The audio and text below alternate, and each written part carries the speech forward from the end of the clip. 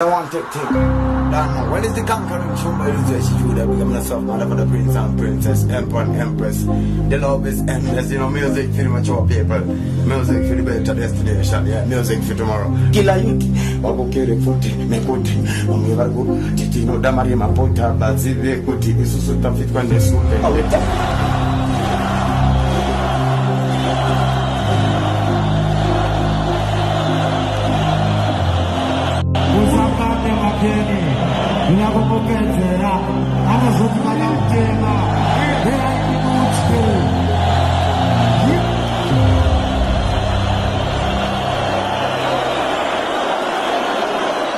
This is Pagoa.com.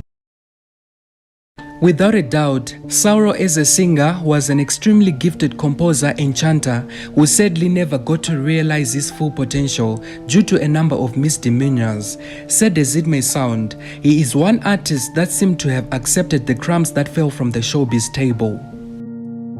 He clearly was no longer interested in competing with his peers in recent times. However, he would constantly remind them of his greatness through chants and monikers like Chibaba and Makuruwani. The need for competition for the Ndakamkwabaidza singer died when the hype of his fierce rivalry and erstwhile friend Sekalazi frizzled out. This was despite the fact that new stars were still coming through the ranks and he still had room to achieve more. He simply felt he had nothing to prove anymore. Soul Musaka aka Soldier Love was born on 22 November 1989. He was born a twin in the year in which George H.W. Bush became the 41st President of the United States. He was born the same month in which the Berlin Wall came down. Mind your Jurusi, mind your August 2019. Life was never rosy for Soul, he said in many interviews. As his career had blossomed, his mother Stembeni Musaka has perhaps become the most famous mother in local music. With time, Mwanao Stembeni has become a signature chant, almost just as famous as Chibaba, Hawite Hawite, Conquering and Television Things. Words and phrases he coined and popularized, but Stembeni died when Soul was only 2 years old. Most people only start forming lasting memories when they reach 3 years of age. So for most of his career, one could say Soul was yearning for the loving arms of a woman he never really knew. For 9 months, he and John, his twin, shared the nourishment and safety of their mother's womb, and for months after they were born, they would have suckled from her breasts and felt the warmth and love of her arms. Despite all that, one can safely say Soul never met his mother. It was a cruel twist of fate, an open wound that Soul wanted the world to see. Ndakakura ndichiita kunge chigunduru, and I always think if my mother was around, she would have said, "Gara pasi unotsvagei kuroad," he once said in an interview. Maybe I would have stayed away from drugs. Maybe the poor decisions dzandaita kuti ndikure ndichingonzi uyu imboko would have been avoided. Maybe I would have been a better man. In truth, the streets were his mother, and at crucial times in Soul's life, Mbare was an irresponsible parent. It was Mbare that showed him the dark corners where it kept its drugs, leading to a life of substance abuse for a while. It was Mbare that showed him the hard pavements before fame came knocking.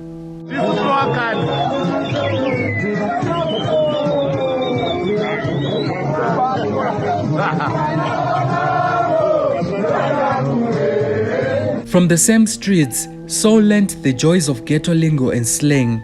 He learnt that words could be changed from their original version and given a different flavor, a different texture. He could mutilate words, bend and hammer them into new, unimaginable shapes. Sure, he broke the rules of language and basically wrote his own dictionary, but when he put those words over dancehall beats, magic happened.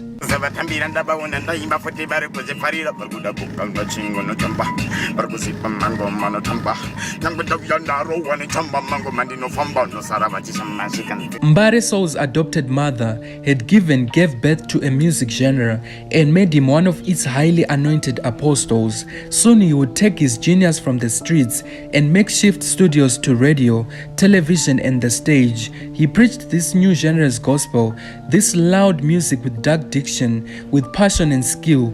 Music was no longer a hobby. He was now coining phrases for dollars. the road to dancehall superstardom was clear. Soulja Love's mother passed away when he was a toddler, after which he went to live with his grandmother, who would later die when he was in grade 5. His father passed away in 2005. At that time, they were living in Waterfalls. Later, his stepmother had him evicted from the family house. This prompted him to briefly seek refuge at Rocky's place, who stayed in the same area then. Soulja Love's twin brother died when he was 15. He was married to Bounty Lisa, fellow Zim dancehall musician. The two are believed to have met in the music industry. The two did some collaborations together on a number of songs while they were husband and wife. A source once told H Metro that at one point a woman came claiming that she had a child with Soulja Love. His former wife Bounty Lisa suggested that they stay with the child. The request prompted him to get DNA tests, of which the results indicated that the child was not his. Soulja Love achisi chunu mukadaro hari dzepano mukuzwisisa maanga kuti lidatu Soulja Love pana zvine basa reizvozvo kataizva muri kuita kuberu iwe Soulja Love ita discipline dzokera kare mashuro chii chauda kutiitira baba wakufarisa. Career-wise, Soulja Love was just in a league of his own. His lyrics Dai upenyu waitengwa ndainotenga wa mai vangu will be fondly remembered by the mothers of this nation for celebrating motherhood. The public identified with these songs because they captured our day-to-day lives in melody. In its diversity, Soulja Love's music was anchored on the daily struggles and victories of the ordinary ghetto youth. Talk of broken dreams, family problems, unemployment, drug and alcohol abuse, religion and evil spirits. He was admired by many, and this could partly explain why President Mnangagwa did not hesitate to declare him a hero.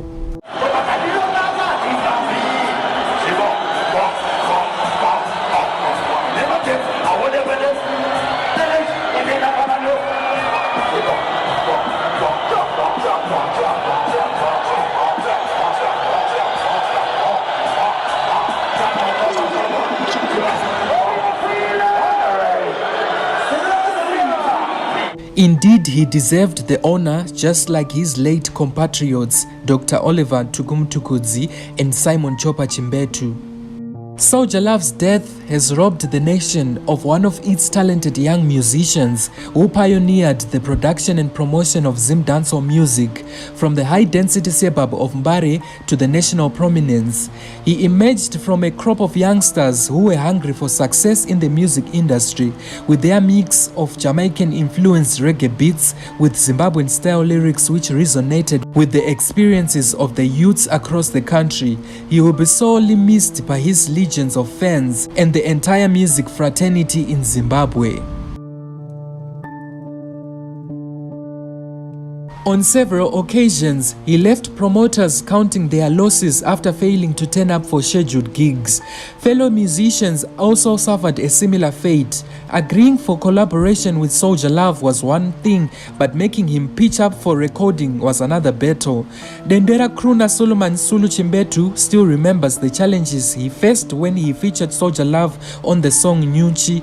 Ja Praiser was similarly aggrieved. You stood me up at the studio on all 3 occasions, and somehow, I don't know how, I still find that funny. The last time we met, you said, this time ndrukuya shua. There will be no replacement for you.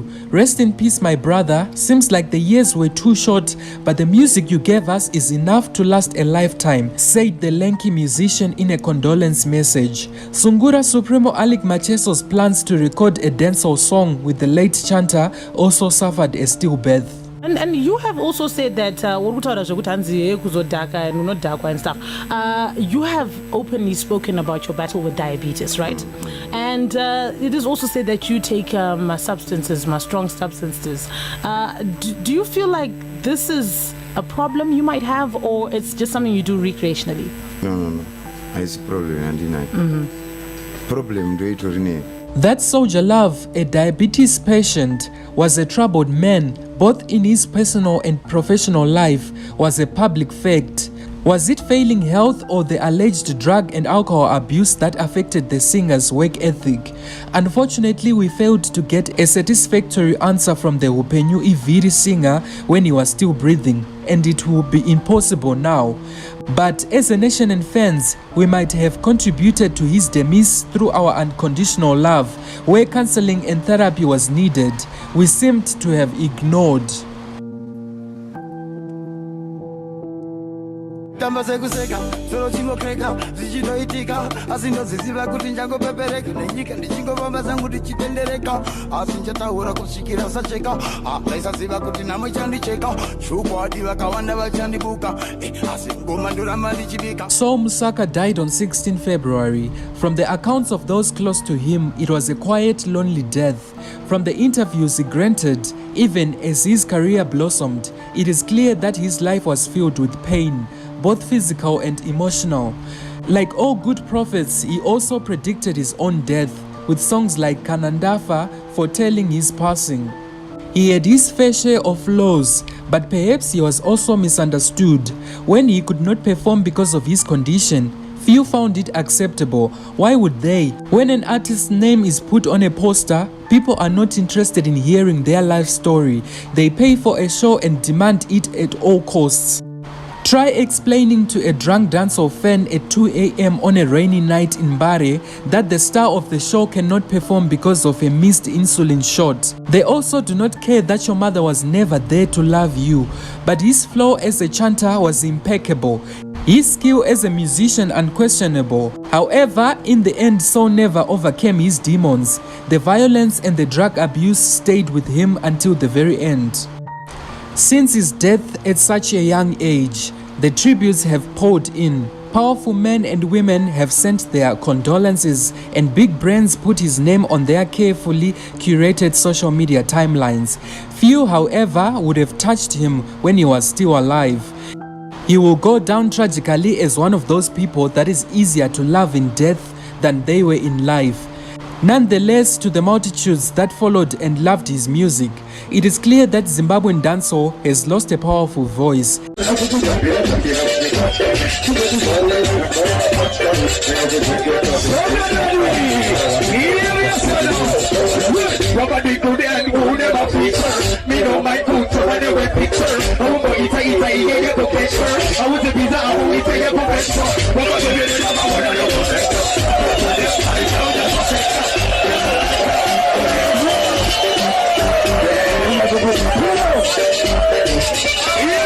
There may never be another quite like Sauro. Rest in power, Mwanawa Stembeni. Rest in peace. Rest easy. Tomusimbisa asivangwe vachangonipikisa asi chandinoda kuzijekesa kuzichenesa nekuti zvimwe zvacho nevanhu zvinovengesa saka ndoda kuti kana ndafa ndoda mukuziva ndapinda muguva zvimwe zvamai